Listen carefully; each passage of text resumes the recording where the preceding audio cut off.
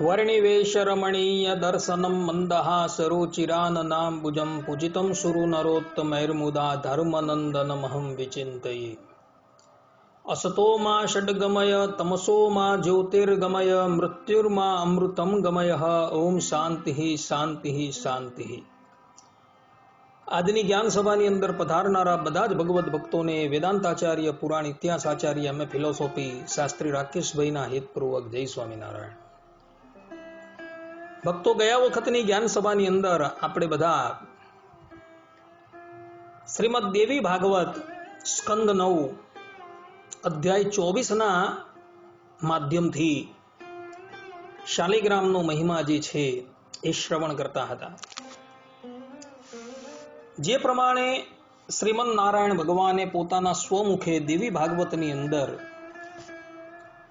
શાલિગ્રામનો મહિમા જે છે એ કહ્યો છે, તે જ પ્રમાણે બ્રહ્મવૈવત પુરાણની અંદર પ્રકૃતિ ખંડની અંદર પણ શ્રીમન નારાયણ ભગવાન દેવર્ષિ નારદજીને ઉદ્દેશીને શાલિગ્રામનો મહિમા જે છે એ કહી રહ્યા છે।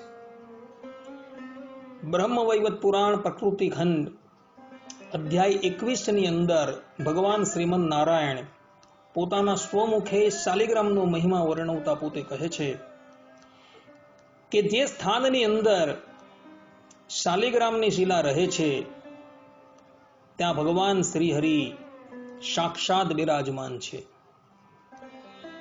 અને ત્યાં જ ભગવાનની સાથે સંપૂર્ણ તીર્થોને લઈને ભગવતી શ્રી જે છે એ પણ નિવાસ કરીને રહે છે। કહેવાનું તાત્પર્ય એ છે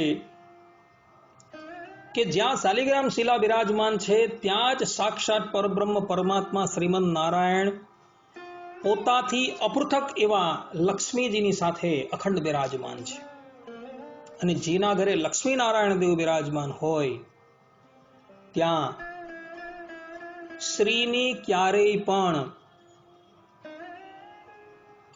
અપૂર્તિ હોતી નથી। શ્રીનો અર્થ થાય છે લક્ષ્મી અને શ્રીનો અર્થ થાય વિદ્યા પણ થાય છે।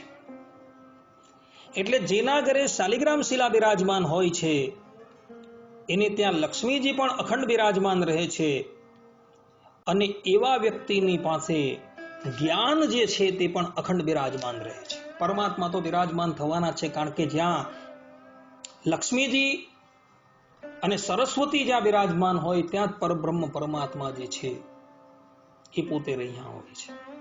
માટે ભક્તો, શાલિગ્રામ શિલાની સેવા જે છે એ કરવાનો નિયમ રાખજો। ભગવાન શ્રીમન નારાયણ કહે છે કે બ્રહ્મ હત્યા આદિક જેટલા પણ પાપ છે તે બધા જ શાલિગ્રામની સેવા કરવાથી નષ્ટપ્રાય થઈ જાય છે। અર્થાત કે જે વ્યક્તિ શાલિગ્રામની સેવા કરતો હોય એનાથી જાણતા કે અજાણતા જો બ્રહ્મ હત્યા આદિક મોટા મોટા પાપ થઈ ગયા હોય એ બધા જ પાપો જે છે એ સમાપ્ત થઈ જાય છે। વ્રત છે, દાન છે, પ્રતિષ્ઠા છે તથા શ્રાદ્ધ આદિક જેટલા પણ સત્કર્મો છે એ શાલિગ્રામની સન્નિધિમાં કરવા માત્રથી એ સર્વોત્તમ ફલ આપનારા છે। કારણ કે શાલિગ્રામ જે છે સાક્ષાત પરબ્રહ્મ પરમાત્મા શ્રીમન નારાયણ પોતે જ બિરાજમાન છે અને પરબ્રહ્મ પરમાત્મા શ્રીમન નારાયણની સમીપની અંદર તમે કોઈ પણ વ્રત કરો, ઉપવાસ કરો, શ્રાદ્ધ કરો કે દાન કરો, તેનું અક્ષય ફલ પ્રાપ્ત થાય છે। અક્ષય એટલે કે જેનો ક્યારેય પણ ક્ષય નથી થતો। તે મનુષ્ય પોતાના જીવનની અંદર પુણ્ય કર્મ પણ કરે છે અને પાપ કર્મ પણ કરે છે। અમુક પાપ કરવાથી એણે જે પુણ્ય કર્મ કરેલા હોય છે એ બધા નષ્ટ થઈ જાય છે, પરંતુ શાલિગ્રામ ભગવાનની સાનિધ્યની અંદર જે પણ કંઈ કર્મ કરવામાં આવે એ અક્ષય થઈ જાય છે। એટલે કે એ ક્યારેય પણ ક્ષય નથી થતા।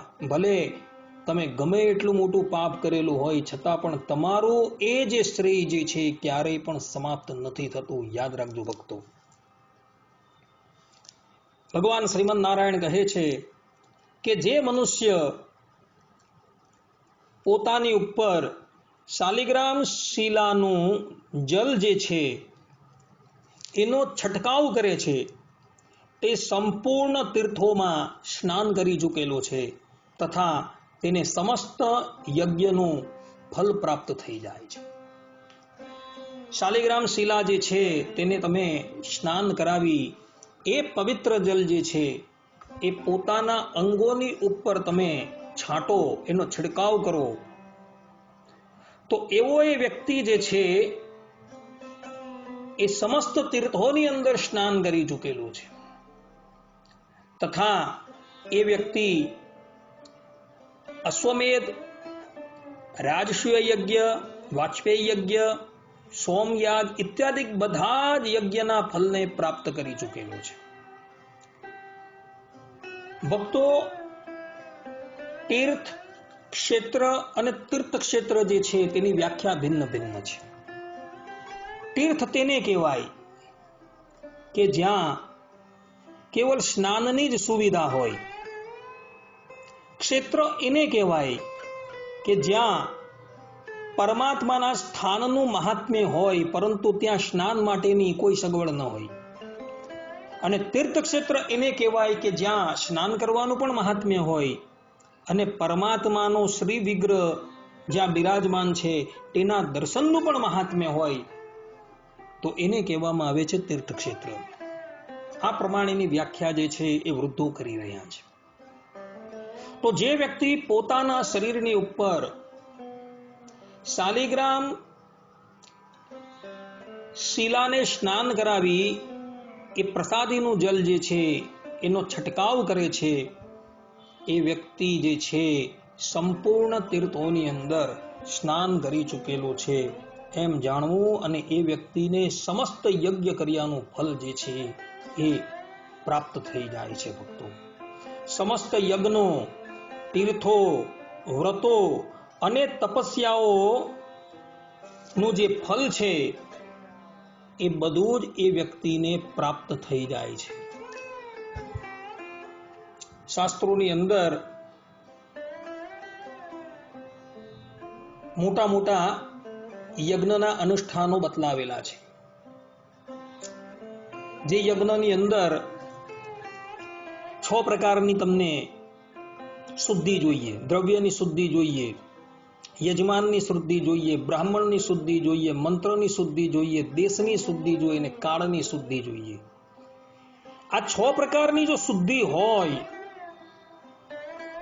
અને તમે જો યજ્ઞ કરો તો એ યજ્ઞનું ફલ તમને પ્રાપ્ત થાય. અને એ યજ્ઞનું ફલ જે છે એ કયું પ્રાપ્ત થાય? તો એ યજ્ઞ કરવાથી તમે સ્વર્ગલોકને પ્રાપ્ત કરો અને ત્યાંથી પુણ્ય ક્ષીણ થતા તમે પુનઃ ધરાતલની ઉપર પાછા આવો.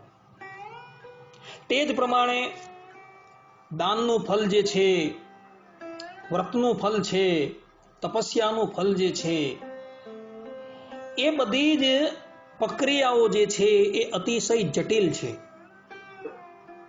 તીર્થયાત્રા કરવી એ પણ એક જટિલ પ્રક્રિયાઓની અંદર આવે છે. કારણ કે તીર્થમાં જઈને તમારે કેટલા બધા ધર્મ નિયમ પાળવાના છે. જે ધર્મ નિયમ પાળવા માટે મનુષ્ય જે છે એ સક્ષમ નથી. વ્રત જે છે એ પણ બહુ મોટા મોટા બતાવેલા છે. ચાંદ્રાયણ વ્રત છે, પ્રાજાપત્ય વ્રત છે, જે કરવાની અંદર પણ મનુષ્ય જે છે એ સક્ષમ નથી. તપસ્યા જે છે એ તપસ્યા કરવાની અંદર પણ મનુષ્ય સક્ષમ નથી. પરંતુ આ બધી જ વસ્તુને એક બાજુ આપણે મૂકી દઈએ અને બીજી બાજુ કેવલ શાલિગ્રામની સેવા પરાયણ જો આપણે હોઈએ તો આ બધા જ ફલને આપણે પ્રાપ્ત કરી લેશું. શાસ્ત્રો તો ત્યાં લગીન કહે છે કે શાલિગ્રામ શિલાનો સ્પર્શ કરનારો વ્યક્તિ, અર્થાત કે શાલિગ્રામ શિલાની સેવા કરનારો વ્યક્તિ જે છે એ જેના પણ મસ્તકની ઉપર હાથ મૂકી દે ને તો એ વ્યક્તિના પણ કેટલાય પાપો જે છે સમાપ્ત થઈ જાય છે. તો આવી આ શાલિગ્રામ શિલાની સેવા શા માટે ન કરવી? જો આટલું બધું મહાત્મય શાસ્ત્રોની અંદર વર્ણન કરવામાં આવે છે, છતાં પણ જો આપણે શાલિગ્રામની સેવાથી પરાંગમુખ રહીએ તો આપણાથી મોટા અભાગ્યા કોઈ ન કહેવાય. કારણ કે ભગવાન શ્રીમદ નારાયણ અહીં પોતાના સ્વમુખે આ વાત કહી રહ્યા છે. ભગવાન શ્રીમદ નારાયણ અગાડી કહે છે કે ચારેય વેદો ભણવાનું તથા તપસ્યા કરવાથી જે પુણ્યની પ્રાપ્તિ થાય છે એ જ પ્રાપ્તિ કેવલ શાલિગ્રામ શિલાની સેવા કરવાથી પ્રાપ્ત થાય છે. શાસ્ત્રોની અંદર તો સંસ્કૃત પ્રાકૃત ગ્રંથા અભ્યાસચાપી યથામતી એમ ભગવાન શ્રી હરિએ આજ્ઞા કરેલી છે. એટલે વેદ વેદાંગ આદિ જે ગ્રંથો જે છે એ પોતાની બુદ્ધિ પ્રમાણે ભણવા એવી ભગવદ આજ્ઞા છે. આ ઉપરાંત તપસ્યા કરવાની પણ શાસ્ત્રોએ આજ્ઞા આપેલી છે. પરંતુ મનુષ્યનું શરીર જે છે એ દરેક મનુષ્યનું શરીર તપસ્યાને માટે યોગ્ય નથી હોતું. તે જ પ્રમાણે બધા જ વ્યક્તિઓની બુદ્ધિ જે છે એ અતિશય તીક્ષ્ણ હોતી નથી. એટલે તીક્ષ્ણ બુદ્ધિના અભાવની અંદર અને શરીરની સક્ષમતાના અભાવની અંદર મનુષ્ય જે છે એ વિદ્યા તથા તપસ્યા ઉપાર્જન ન કરી શક્યો. તો અહીં ભગવાન શ્રીમદ નારાયણ પોતે પોતાના સ્વમુખે કહે છે કે જે પણ કોઈ વ્યક્તિ શાલિગ્રામની સેવા કરે છે એ ચારેય વેદો ભણી ચૂકેલો છે અને એ તપસ્યા પણ કરી ચૂકેલો છે, એવું ભગવાન શ્રીમદ નારાયણ પોતાના સ્વમુખે કહે છે. એનો અર્થ એવો નથી કે આપણી કુશાગ્ર બુદ્ધિ અને સક્ષમ શરીર હોય ને આપણે વેદથી અને તપસ્યાથી પરાંગમુખ થઈ જઈએ. આ તો એને માટે કહેવાયું છે કે જે વ્યક્તિ અસમર્થ છે. તો અસમર્થ વ્યક્તિ જે છે, જે વેદ વેદાંગનો અભ્યાસ નથી કરી શકતો અને તીવ્ર તપસ્યા નથી કરી શકતો, તો તેને માટે ભગવાન શ્રીમદ નારાયણ પોતાના સ્વમુખે કહે છે કે એવો વ્યક્તિ જો શાલિગ્રામની સેવા જો કરે ને તો એ વ્યક્તિ તપસ્યા પણ કરી ચૂકેલો છે અને વેદ વેદાંગનો અભ્યાસ પણ કરી ચૂકેલો છે. ભગવાન શ્રીમદ નારાયણ કહે છે કે જે વ્યક્તિ નિરંતર શાલિગ્રામ શિલાથી અર્થાત કે શાલિગ્રામ શિલાના જલથી પોતાનો અભિષેક કરે છે, તે વ્યક્તિ સંપૂર્ણ દાનના ફલને તથા પૃથ્વીની પ્રદક્ષિણા કરવાના ફલને જાણે અધિકારી થઈ જાય છે. શાલિગ્રામને સ્નાન કરાવી એ સ્નાનનું જલ જે છે એના દ્વારા જે પોતાનો અભિષેક કરે છે ને એ વ્યક્તિ તો સમસ્ત દાનના ફલનો અધિકારી થઈ જાય છે અને સંપૂર્ણ પૃથ્વીની એ વ્યક્તિએ પરિક્રમા કરી લીધી એટલા ફલનો એ ભાજી થાય છે. ભક્તો માટે શાલિગ્રામ શિલાની સેવા કરનારાઓએ આ વાત ખાસ ધ્યાનમાં રાખવા જેવી છે કે જ્યારે તમે પ્રાતઃકાળે શંખથી શાલિગ્રામની પૂજા કરતા હોવ અર્થાત કે અભિષેક કરતા હોવ ત્યારે ભગવાનને સ્નાન કરાવ્યા બાદ એ જે થોડું જલ આવે ને એ જલ પોતાના શરીરની ઉપર પણ રેડવું, જેને કરીને મનુષ્ય જે છે એ સંપૂર્ણ દાનના ફલને અને પૃથ્વીની પ્રદક્ષિણાના ફલને પ્રાપ્ત કરી લે છે. માટે ભક્તો ખાસ આ વાત ધ્યાન રાખજો. શાલિગ્રામની સેવા પછી શાલિગ્રામનું જલ જે છે એનો છંટકાવ પોતાના શરીરની ઉપર અવશ્ય કરજો. શાલિગ્રામ શિલાના જલથી જે વ્યક્તિ પોતાનો અભિષેક કરે છે એ વ્યક્તિ આટલા પુણ્યનો ભાજી થાય છે. એ વ્યક્તિની બ્રહ્મહત્યા આદિક જેટલા પણ પાપો છે એ બધા સમાપ્ત થઈ જાય છે એવું શ્રીમદ નારાયણ ભગવાન પોતાના સ્વમુખે અહીં કહી રહ્યા છે.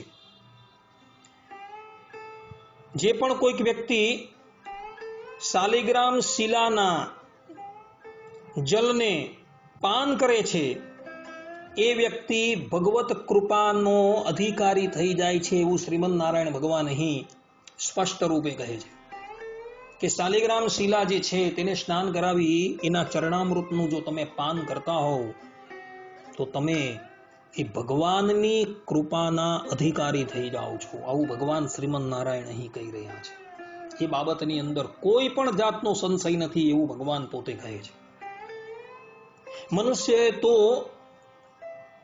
શાલિગ્રામની જે પ્રસાદી જે છે એ જ ગ્રહણ કરવાનો અભ્યાસ રાખવો. શાલિગ્રામને અર્પણ કરીને જ અન્ન ગ્રહણ કરવું તથા શાલિગ્રામને સ્નાન કરાવીને જ એનું જલ જે છે એ પાન કરવું. કોઈ વ્યક્તિ એમ કહે કે ભાઈ શાલિગ્રામને અમે સ્નાન કરાવીએ છીએ તો એ જળ તો જે છે એ તો થોડું હોય છે, એ આખો દિવસ તો ચાલી ન શકે, તો એ લોકોને કહેવાનું કે થોડું જળ જે છે તેની અંદર વૃદ્ધિ કરતા રહેવી, એટલે કે એની અંદર જલ ઉમેરતા રહેવું. જલ થોડું રહે તો પાછું થોડું જલ એની અંદર ઉમેરી દેવાનું ને એની વૃદ્ધિ કરતા રહેવી. કારણ કે શાલિગ્રામના જલનું પાન કરવા વાળો વ્યક્તિ જે છે એ ભગવાનની કૃપાનો ભાજી થાય છે ભક્તો. માટે ભક્તો શાલિગ્રામને અર્પણ કરેલું જલ જે છે, શાલિગ્રામને સ્નાન કરાવેલું જલ છે, શાલિગ્રામને અર્પણ કરેલું નૈવેદ્ય છે એ જ ગ્રહણ કરવાનો નિત્ય અભ્યાસ કરજો. કોઈ વ્રત, કોઈ જપ, કોઈ તીર્થાધન કે કોઈ યજ્ઞ કે કોઈ દાન કરવાની જરૂર નથી. ભગવાન અહીં આવું કહે છે. કેવલ શાલિગ્રામની સેવા પરાયણ તમે રહો ને તો પણ તમે સમસ્ત દાનના અધિકારી થઈ જશો, સમસ્ત યજ્ઞ કર્યાના પણ અધિકારી થઈ જશો, સમસ્ત તીર્થ કર્યાના પણ અધિકારી થઈ જશો, સમસ્ત યજ્ઞ કર્યાના પણ તમે અધિકારી થઈ જશો. બધું જ એકની અંદર આવી જાય છે. કારણ કે શાલિગ્રામ શિલા રૂપે સાક્ષાત પરબ્રહ્મ પરમાત્મા સ્વયં બિરાજમાન હોય છે અને એટલે માટે એનું આટલું મહાત્મ્ય કહ્યું છે ભક્તો. માટે ભક્તો આ મહાત્મ્યને ધ્યાનમાં રહી શાલિગ્રામની સેવા પરાયણ રહેજો.